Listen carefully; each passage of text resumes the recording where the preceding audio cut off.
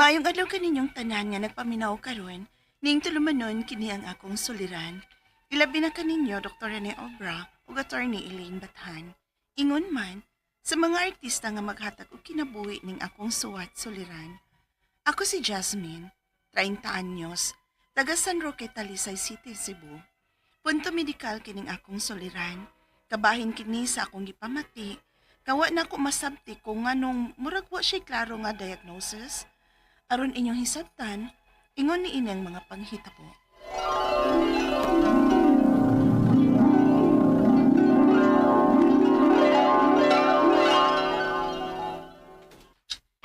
Jasmine, palayo kong tiwas ani nga mga paperworks ha. Sige ma'am. O kinalan nga mahuman na tanan today. Kay gamito na ugma para sa presentation. Okay ma'am. Thank you. Overtime na sad ko ani.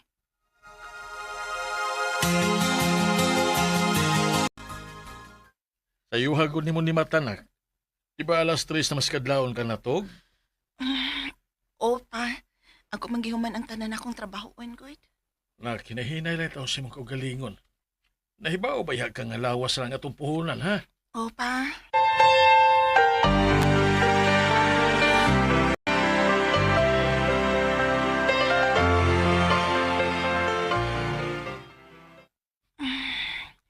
Ang kapugat man sa kong uwi. Malipog man ko. Girl! Wala lagi ka mag-lunch. Ay, nara ko'y gitiwas nga trabahoon, girl. Uy, kaon sa kuno. Tanawa, oh. Nuspad na ba ka? Grabe masag ka mudag trabaho, uy. Mura magdagan kay kagibuhi. Di man sa kuganahan ko't nga di na kumahuman ang mga trabahoon. Onya, girl. Wa man ikaw humana ng atong trabaho sa office. Ayaw pa sure na imong kaugalingon, uy. Uy, uy, unsa ka, uy. Uy, Jasmine! Uy!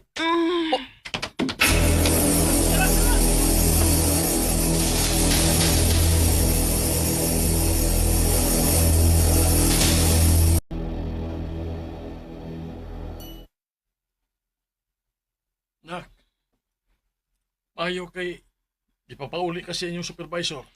Para magkapahuway ko na ko pa. Nak, masin ba yaw hinahina na nang naningil imong lawas, ha? Gibaliwa ran nimo. Okay na lagi ko pa. Makapahuway lang ko gamay, oh. Okay na ko. Nak,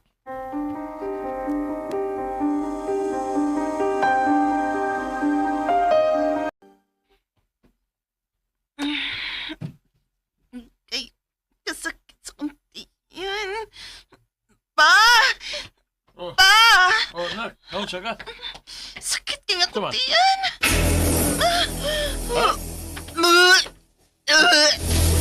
Jasmine! Dili na ni Mayo, Jasmine. Dadun natin ka sa ospital.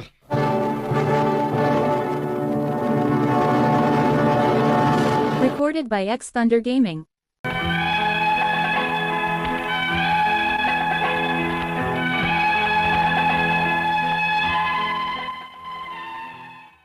Grabe lang gid ko kakumpiyansa sa akong kaugalingon.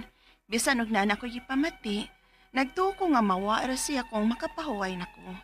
Unya, Base sa imong lifestyle, murag sobra lang yung kaka-stress yung trabaho.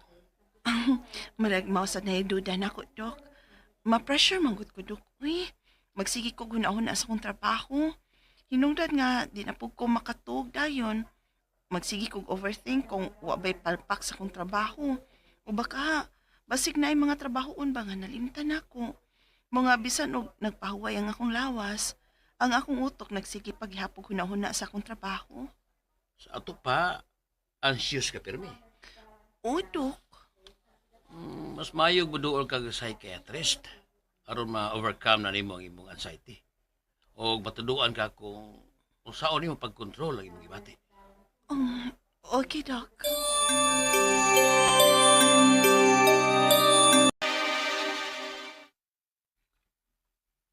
Jasmine, anak. Nalipay ko nga wa na kay ka magpadag pressure sa imong trabaho. Gimanage lang na kong tarong ang akong oras pa. Aron dili ko magkarakara permis trabahoin ba. O gihinay-hinay na ko ang tanan. Gani, magsugod na po kog exercise. Kay maayo man kuno na para maminos-minusan ang akong anxiety ug stress. Oh, maayo kung mao ka na anak.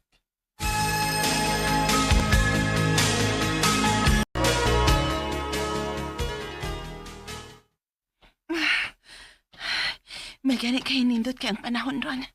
Nagka-checking yut ko. Agay. Agay. Agakuntihan. Tabang! Tabang!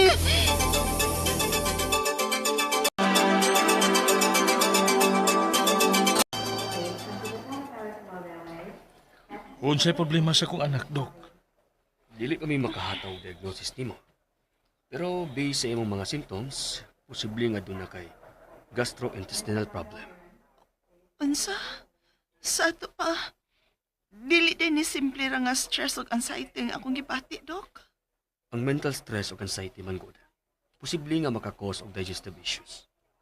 Pero aron makasiguro, kinahanglan kag mga lab test aron mahibaw-an nato kung unsa gyud na imong problema nimo. Unsa?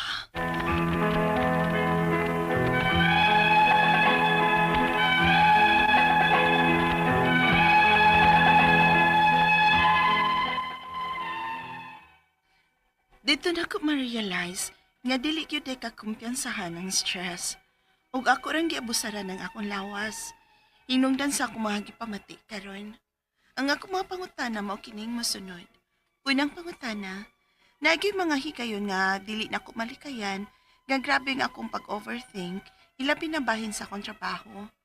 Unsaon ako pag-atiman sa akong mental health aron mapungan ang epekto sa stress sa akong lawas. Ikaduhang pangutana, matud sa doktor nga ang stress ug anxiety mo'y posible nga hinungdan sa akong digestive problems. Kung dili na ko ma-handle ang stress ug anxiety, posible ba nga mo grabe pang akong gibati? Nga labaw pa aning akong gibati sa akong lawas karon? Ikatulong pangutana, kung mawa na ang akong stress ug anxiety, posible ba nga mawa ra ning akong digestive problem bisan og dili na ko magpa-check sa ospital? Ikaw pa to katapusan. Gawas sa pag-exercise, unsay laing paagi nga ma-maintain ako ang balance sa akong mental health o sa akong physical health. Palihog, tabang yung tambagi ko, kini ang akong suliran, Jasmine. Mayong adlaw mga suking tigpaminaw dinhi sa tong programa kini ang akong suliran. Ano na sa bako si Dr. Rene Obra magiguban kaninyo karong adlaw. Ako motambag sa inyong mga medical problem kay medical doctor man ako, psychological, emotional ug behavioral kay usa man ako ka psychiatrist ug mga problema sa mga ginadiling drugas kay usa man ako ka drug addiction specialist. Kasi klaseng pamaagi sa pagpadala sa mga sulat-suliran di kanamo. Pwede kanyo ipadala sa among email suliran_612@yahoo.com or sa atong Facebook account kini ang akong suliran official writers page o driba sa mambuatan sa 3rd floor Jose R. Martinez Building, Osmeña Boulevard ning Dakbayan sa Sugbo. Ang atong makutlo nga pagtulunan karong adlaw mao kini nga if it makes you happy, it's never a waste of time. As long as it is legal. Kaya ingon man si Dr. Obra nga basta ma-happy ko, wa ako magsayang sa akong oras. So, git-hit kog siya mo. Ayaw lang po na. Something socially ug morally acceptable. So, ang atong magtatampo karong adlaw si Hasmin, 30 years old, taga San Roque, Talisay City. No? Musta naman yung mga Talisay. Musta naman si Gilbert ug si Edie Enriquez ba to? Or Espina? Nalimutan ko apelyido ninyo. O si Kuan, yung mga taga Minglanilla dapit no, Nestor og Linda Pasaylo, Nining Sabruso, Kunsing Ulasiman, Doktora Ulasiman Musta, Jane Kanyada, Mulin Minsan, Ryan Mirascal, mga Ingasca family, no, musta naman si Minty, yung mga Sarah, Minty, Albert, pa to?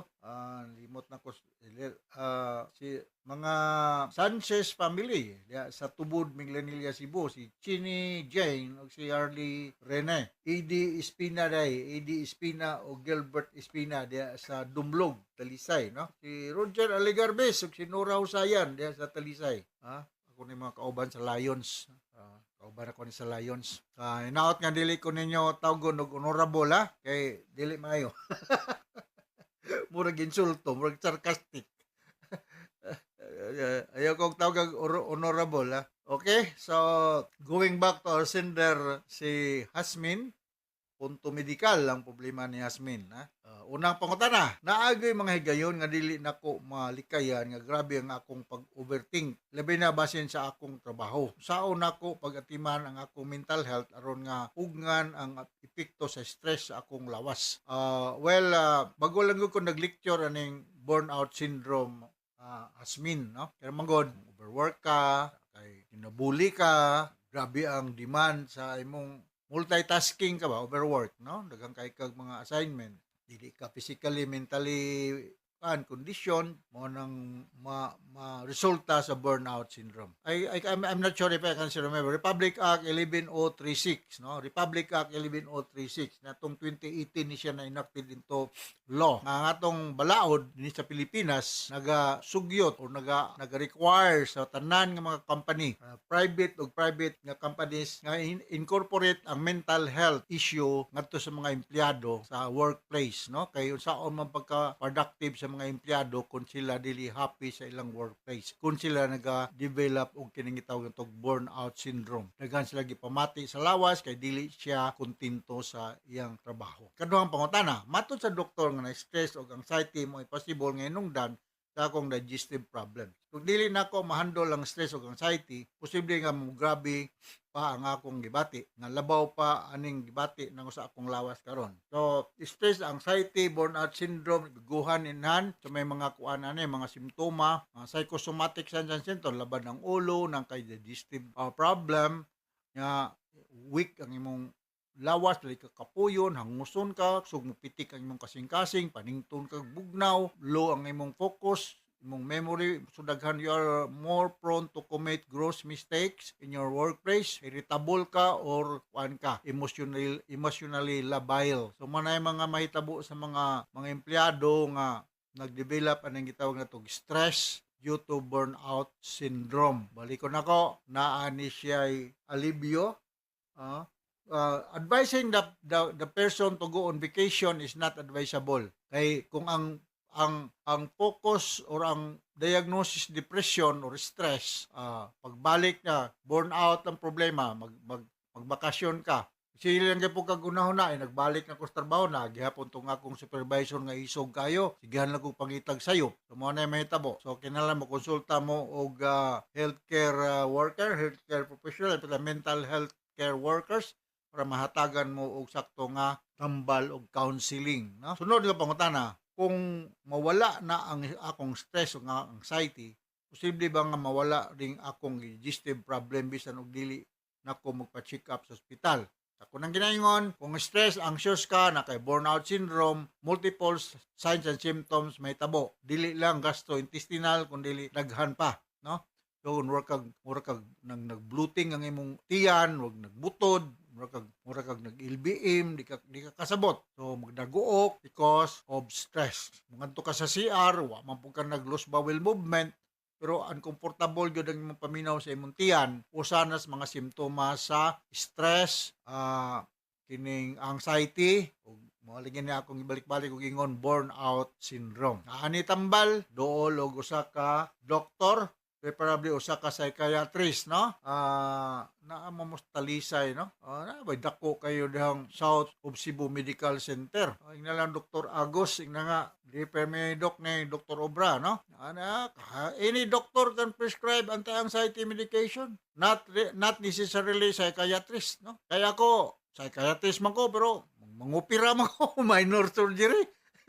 Murisita man ko antibiotic, murisita man ko para hubak, para high blood, sa medical doctor. Pero kung naay psychiatrist, mas maayo. Kaya mga magini ang among line of specialty. Kung may lain, sa doktora ko, murisita na, alprasulam, o sa mga benzodiazepine, pwede naman ko na. Ikaw pa ito katapos ang pumunta. Gawas sa pag-exercise.